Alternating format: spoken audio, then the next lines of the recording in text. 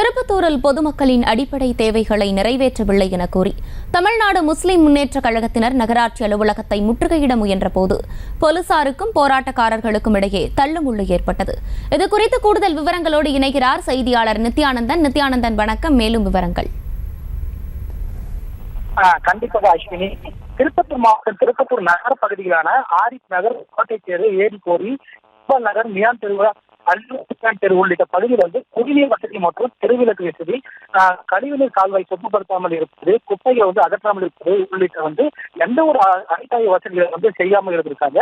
இதனால இது குறித்து பலமுறை நடவடிக்கை எடுக்க கோரி நகராட்சி நிறுவனத்தில் புகார் கொடுத்த காரணமாக இந்த நடவடிக்கை மீது எந்த ஒரு நடவடிக்கை எடுக்காத காரணத்தினால தமிழ்நாடு முஸ்லிம் முன்னேற்ற கழக சார்பில் திருப்பத்தூர் நகராட்சி அலுவலகத்தில் கூட்டு போராட்டம் நடத்த போவதாக அறிவித்திருந்தனர். இதன் காரணமாக பாத்தீங்கன்னா திருப்பத்தூர் மாவட்ட காவல்துறையினர் இதுக்கு அனுமதி வழங்கல.